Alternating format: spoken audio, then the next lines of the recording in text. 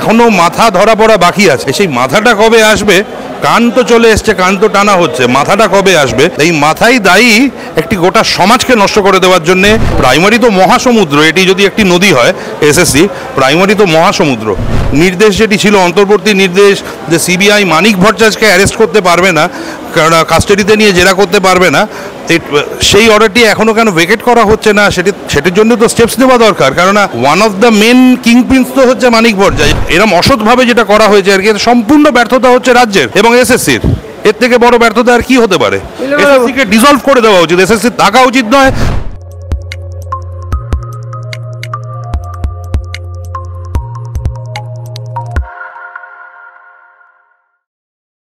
নমস্কার, আপনারা দেখছেন দ্য ইন্ডিপেন্ডেন্ট বেঙ্গল। আমি শিবম।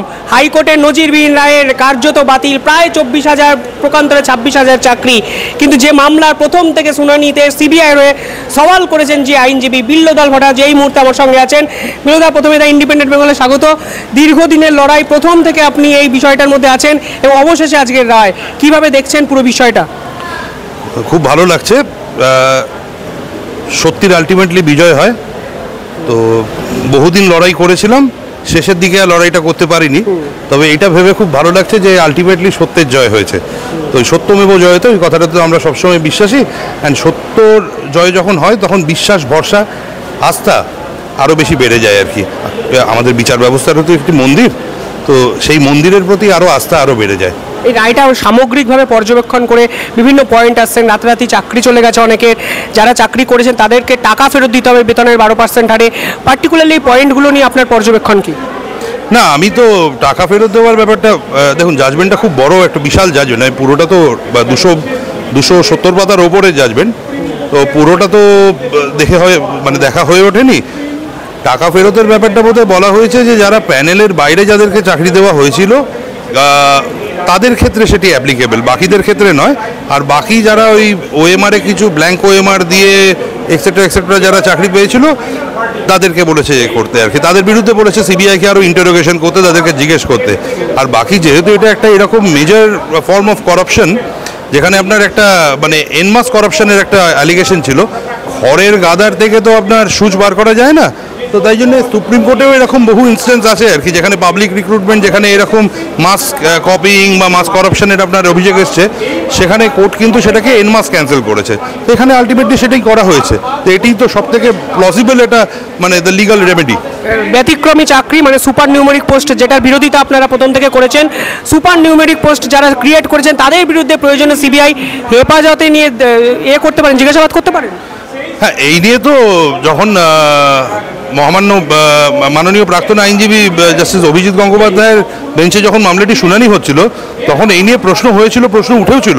তো তারপরে তো বিভিন্নবার উচ্চ আদালতে গিয়ে বিভিন্ন সময় বিভিন্ন স্টে অর্ডার হয়ে যেতে আলটিমেটলি তো সেই জায়গাটাই আজকে মাননীয় বিচারপতিদ্বয় আজকে সেই জায়গাতেই তো সেই ডিরেকশনে দিয়েছেন আর কি। তো অবশ্যই তো সেই লিঙ্কটাকে তো অ্যাপ্রিসিয়েট করে দেখতেই হবে। ইনফ্যাক্ট সিবিআইয়ের ওপরে তো নির্দেশও দিয়েছে ফার্দার ইনভেস্টিগেশন করে সেই জায়গাগুলোকে খুঁটিয়ে বার করার, যাতে মাথাটা ধরা পড়ে। মাথা কবে ধরা পড়বে? কারণ আদালত তার মনে করছে যে এখনও মাথা ধরা পড়া বাকি আছে। সেই মাথাটা কবে আসবে? কান তো চলে এসছে, কান তো টানা হচ্ছে, মাথাটা কবে আসবে সেটি দেখার জন্যই তো সবাই অপেক্ষা। কারণ এই মাথাই দায়ী একটি গোটা সমাজকে নষ্ট করে দেওয়ার জন্যে, একটি রাজ্যের ভবিষ্যৎকে নষ্ট করে দেওয়ার জন্যে, আমাদের যে জেনারেশনটাকে পুরোপুরি নষ্ট করে দেওয়ার জন্যে। তো এই মাথাকে ধরাটা অত্যন্ত জরুরি। এই মাথা কবে ধরা পড়বে, এই জন্য চিরকাল লড়াই করে গেছি, এবং সেই প্রশ্নের জন্যই এখনও দাঁড়িয়ে আছি যে মাথা কবে ধরা পড়বে। ওএমআর শিট নিয়ে পর্ষদের একাধিক অবস্থান, supreme court, division bench, single bench, একাধিক জায়গায় ওএমআর শিট অ্যাকচুয়ালি অবস্থানগুলো যে বিভিন্ন ক্ষেত্রে পর্ষদে দেখেছেন, এটা কি আপনাকে চমকে দিয়েছে? দেখুন, ওএমআর শিট তো আমরা যখন প্রথম দিয়েছিলাম, যে সময় আমি সিবিআইয়ের হয়ে অ্যাপিয়ার করতাম, তো যখন আমরা ওএমআর শিট মাননীয় প্রাক্তন বিচারপতি অভিজিৎ গঙ্গোপাধ্যায়ের কাছে পেশ করেছিলাম, পুরো রিপোর্টটা, যে আমরা গাজিয়াবাদ থেকে আমরা নয়, সিবিআই গাজিয়াবাদ থেকে কিভাবে রিট্রিভ করেছে হার্ড ডিস্কগুলো, রিট্রিভ করে কিভাবে সেটিকে আমরা বলছি যে এটাই হচ্ছে ওএমআর শিট, যেটাকে ডিস্ট্রয় করে দেওয়া হয়েছিল এসএসসির রেকর্ড থেকে। ডিস্ট্রাকশনটা তো পরে হয়েছিল, আই এম কোয়াইট শিওর আর কি, কারণ এসএসসি মামলা হওয়ার পরে জিনিসটি সারফেসে আসার পরে ডিস্ট্রয় করেছে। ওরা বলছে যে না, আমরা আগে থেকে করেছি আর কি। তো আজকে তো আলটিমেটলি যে বিচার বিচারপতিদ্বয় যে রায়টা দিলেন আর কি, তাতে তো সেই ওএমআর শিটের উপরেই মান্যতা দিলেন। ইনফ্যাক্ট এসএসসিকে নির্দেশও দেওয়া হয়েছে যে ওএমআর শিটগুলো যেগুলো হার্ড ডিস্কে ছিল, মানে যেগুলো সিবিআই সাপ্লাই করেছিল, সবকটি যেগুলো হয়নি সেগুলোকেও আপলোড করতে বলা হয়েছে আর কি। তো এতে তো এর থেকে বড় মান্যতা তো আর কিছু হয় না। বিচারপতির এজলাসে, অভিজিৎ গাঙ্গুলি এজলাসে একটা সংখ্যা উঠে এসেছিল 8100 কত, প্রাথমিকভাবে ওএমআর শিট ম্যানুপুলেশন হয়েছিল বলে মনে করা যায়। পরবর্তীকালে চাকরি বাতিল হলো 23,000-এর বেশি একটা নাম্বারের। এইটা যদি দর্শক একটু আলোকপাত করেন পরবর্তীকালে। না, ওটা যে সংখ্যাটা বলা হয়েছিল সেটি আমি যদি ঠিকমতো মনে করতে পারি, ওটি বোধহয় সেপ্টেম্বর মাসে সেই বছর ফাইল করা হয়েছিল। 2022-এর সেপ্টেম্বরে বোধহয় আমরা সিবিআই ফাইল করেছিল আমার থ্রু দিয়ে, আমার মাধ্যমে। তো অগস্ট মাসে সিবিআই তখন বোধহয় ওই ওএমআর শিটের ওই যে হার্ড ডিস্কগুলো, সেগুলো গাজিয়াবাদ থেকে তখন ওরা রেড করে রিট্রিভ করে, তো পঙ্কজ বানসালের কাছ থেকে আর কি, যে নাইসার সাথে যুক্ত ছিল। তো সেটি সেই সময়ের মধ্যে যতটা সিবিআই বার করতে পেরেছিল সেই তথ্য দেওয়া হয়েছিল রিপোর্টে। এরকম নয় যে সব কটে, পরবর্তীকালে আরো বেড়েছে কিনা, লাস্টে কি হয়েছে আমি বলতে পারবো না। যে নাইসার যে আরও একটি ওএমআর শিটের যে তদন্তকারী, মানে ওএমআর শিট ম্যানুপুলেশনের যে সংস্থা, তাকেও এঙ্গেজ করা হয়েছিল। আলটিমেটলি আজকে কোর্ট বলেছে নিরপেক্ষ একটা সংস্থা দিয়ে ওএমআর শিট পুরো ইয়ে করতে হবে। কোনো পাবলিক এমপ্লয়মেন্টে যেখানে পাবলিক সার্ভিসের ব্যাপার থাকে, সেখানে তো যদি এরকম কোনো কনসালটেন্ট বা এরকম কোনো এজেন্সিকে এনগেজ করতে হয়, সেখানে তো নিয়মই হচ্ছে আপনার টেন্ডার ডেকে করতে হবে। হয়তো অবাক লাগছে এটাই যে কোনো টেন্ডারের ধার পর্যন্ত ধরা হয়নি। আর প্রাইমারিতে তো আরও বেশি অবাক করার ব্যাপার, সেগুলো না এখন নাই বা বললাম, যেহেতু এসএসসি নিয়ে কথা বলছি। প্রাইমারি তো মহাসমুদ্র, এটি যদি একটি নদী হয় এসএসসি, প্রাইমারি তো মহাসমুদ্র। প্রাইমারির চার্জশিটে সিবিআই দাবি করেছে যে ভুয়ো ওয়েবসাইট তৈরি করেছিলেন কুন্তল ঘোষরা। কেন মনে হচ্ছে প্রাইমারিটা মহাসমুদ্র? এসএসসি 23,000 হলে প্রাইমারি সংখ্যাটা কি আরও বেশি? নতুন কিছু তো দাবি করেনি, যেটি বলা হচ্ছে লেটেস্ট রিপোর্ট করে, যেটা খবরের কাগজে পড়ছি, সেটা তো আমি আজ থেকে 7 কি 8 মাস আগে আদালতের সামনে পেশ করেছিলাম। তারপরে তো আমি আর কোনো নতুন তথ্য দেখতে পাইনি। লাস্ট যে রিপোর্টটি, যেটি মহামান্য জাস্টিস মান্থার কাছে বোধহয় পেশ করা হয়েছে, যেগুলো কাগজে দেখেছি যা বলা হয়েছে, আমি নতুন তথ্য সেরকম কিছু তো দেখতে পাইনি। আরও নতুন কিছু তো দরকার, সেগুলো তো দেখা দরকার। কেন এখনও অবধি মাননীয় মহামান্য সুপ্রিম কোর্টের নির্দেশ যেটি ছিল, অন্তর্বর্তী নির্দেশ, যে সিবিআই মানিক ভট্টাচার্যকে অ্যারেস্ট করতে পারবে না, কারণ কাস্টাডিতে নিয়ে জেরা করতে পারবে না, সেই অর্ডারটি এখনও কেন ভেকেট করা হচ্ছে না? সেটির জন্য তো স্টেপস নেওয়া দরকার। কেননা one of the main king prince তো হচ্ছে মানিক ভট্টাচার্য। এবার তারপরে সে যদি কান হয়, মাথাটা অবধি তো পৌঁছতে হবে। মাথাটাকে কবে ধরবে?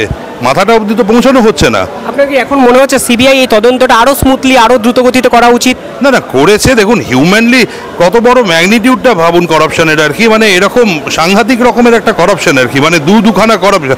দুখানা মানে আমি শুধু শিক্ষা ক্ষেত্রে বলছি আর কি, মানে আপনার যদি প্রাইমারি বলেন আর এসএসসি বলেন আর কি, তাছাড়া তো মিউনিসিপ্যাল, হেলথ, বাকি তো আরও কতগুলোই আছে, ছেড়ে দিন আর কি। করাপশনের রেশন তার তো শেষ নেই।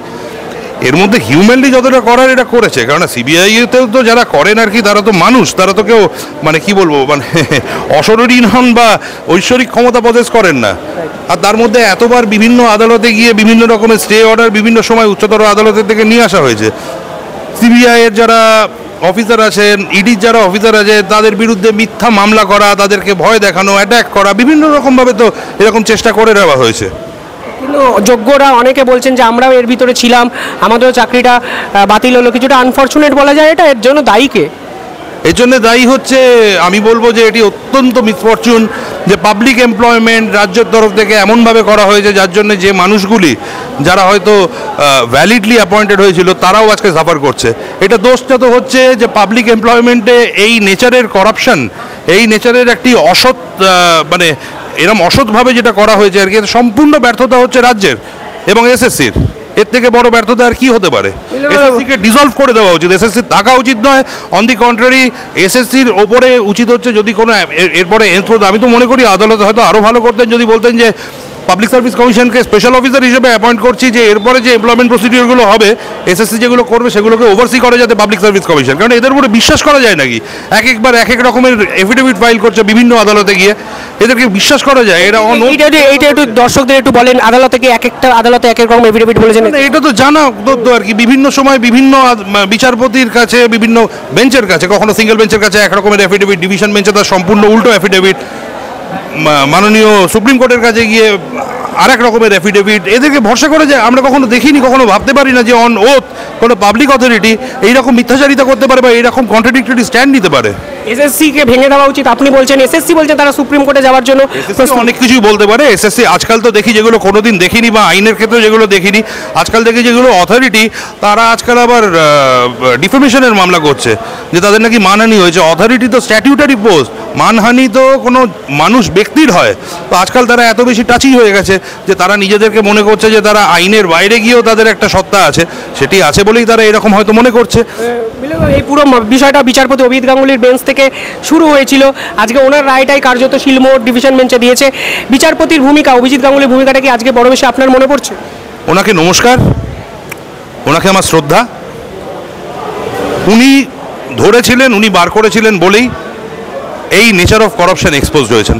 উনি না করলে, উনি যদি এতটি ভেতরে না ঢুকতেন, উনি যদি সিবিআইকে এই এরমভাবে নির্দেশ না দিতেন আর কি তদন্ত করার, তাহলে এসব তো আজও হয়তো বাইরে আসতো না। অবশ্যই, অসংখ্য ধন্যবাদ। বিল্লতবাবু পরিষ্কার বলছে দুর্নীতির আসল মাথা কবে ধরা পড়বে, সিবিআই কেন মানিক ভট্টাচার্যের বিরুদ্ধে ফের আবেদন করছেন না, একাধিক প্রশ্ন পরিষ্কারভাবে বিচারপতি অভিজিৎ গঙ্গোপাধ্যায়কে নমস্কার, শ্রদ্ধা, প্রণাম জানাচ্ছেন বিল্লদল ভট্টাচার্য। দেখতে থাকুন দ্য ইন্ডিপেন্ডেন্ট বেঙ্গল। অসংখ্য ধন্যবাদ স্যার, ধন্যবাদ আপনাদেরও।